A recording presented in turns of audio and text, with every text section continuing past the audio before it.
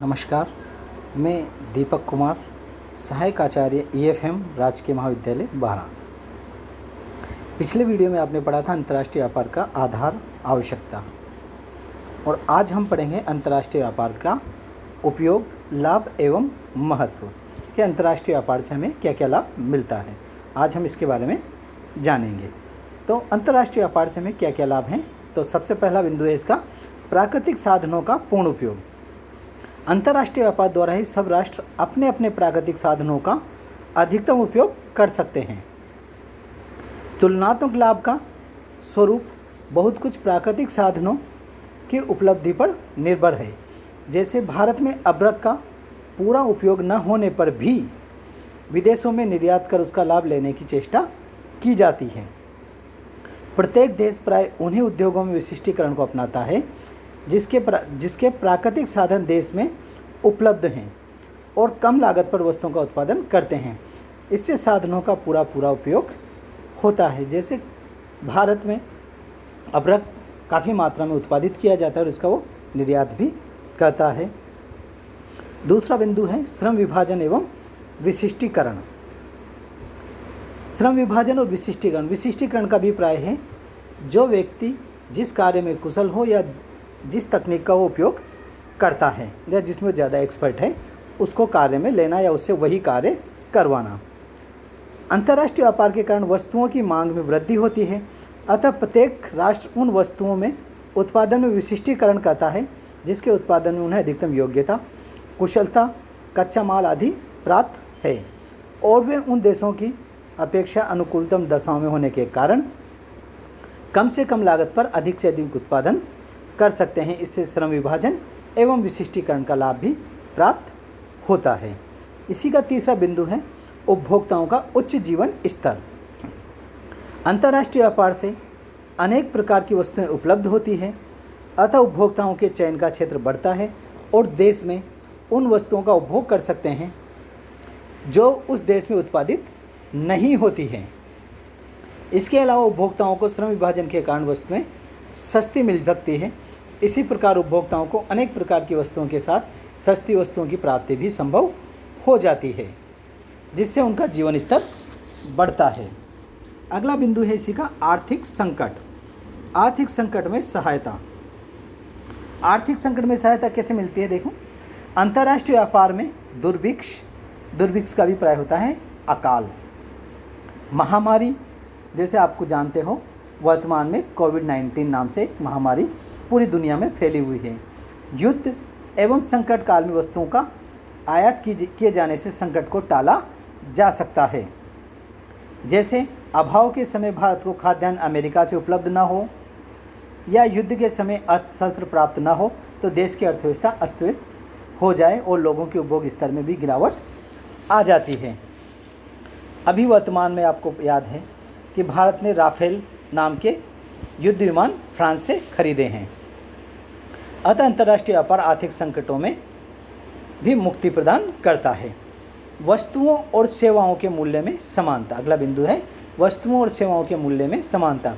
अंतर्राष्ट्रीय व्यापार के कारण वस्तुओं और सेवाओं का अंतर्राष्ट्रीय स्तर पर क्रय विक्रय होता है, महंगे स्थानों पर आयात होता है और सस्ते स्थानों से निर्यात होता है। इससे अंतर्राष्ट्रीय स्तर पर वस्तुओं एवं सेवाओं की मांग और पूर्ति में संतुलन अंतर्राष्ट्रीय व्यापार द्वारा ही संभव होता है और सभी क्षेत्रों में मूल्यों में लगभग समानता की प्रवृत्ति पाई जाती है। अगला बिंदु है इसी का औद्योगिकरण को बढ़ावा। अंतर्राष्ट्रीय व्यापार से पिछड़े राष्ट्र अपनी कृषि प्रधान अर्थव्यवस्था में औद्योगिकरण को बढ़ावा दे सकते हैं और वे अपने यहाँ से कच्चे माल का निर्यात कर मशीनें, उपकरण आदि आयात कर देश का औद्योगिकरण कर सकते हैं। जैसे भारत विकसित राष्ट्रों से औद्योगिक तकनीक, मशीनें, औजार, उपकरण आदि प्राप्त न करे तो क्या औद्योगिकरण की कल्पना की जा सकती है? भारत में वर्तमान में कृषि में और अन्य क्षेत्रों में भी आधुनिक मशीनों और आधुनिक तकनीक का उपयोग किया जा रहा है। अगला बिंदु है इसका विदेशी मुद्रा अर्जन। आप जानते हैं कि एक देश अपनी उत्पादित वस्तुओं को अंतर्राष्ट्रीय व्यापार के द्वारा उन सब देशों को भेजता है जिन्हें आवश्यकता होती है। इससे निर्यातक देश को विदेशी मुद्रा प्राप्त होती है और आवश्यकता से अधिक उत्पादन का भी सदुपयोग हो जाता है। इसी का अगला बिंदु है एकाधिकारी प्रवृत्ति पर रोक।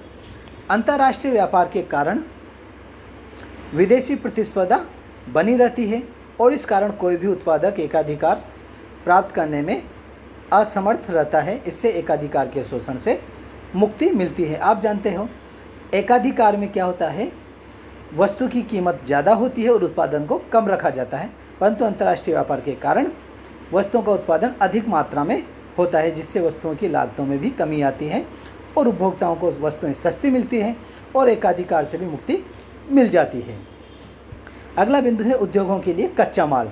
कुछ राष्ट्रों में प्राकृतिक कच्चे माल का भी अभाव होता है और ये औद्योगिक दृष्टि से काफ़ी प्रगतिशील बन गए हैं।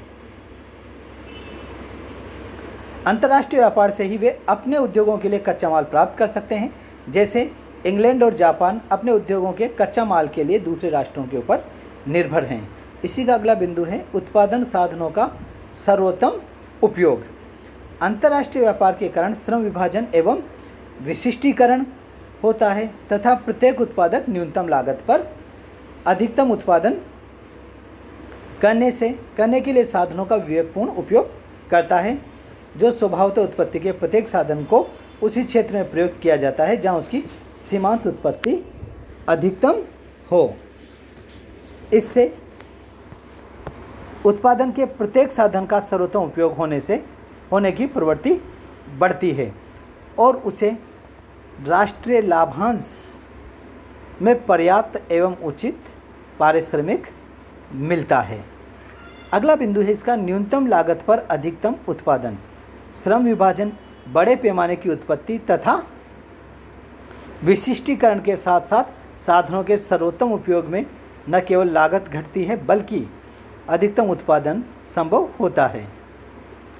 अगला बिंदु है विस्तृत बाजार का लाभ।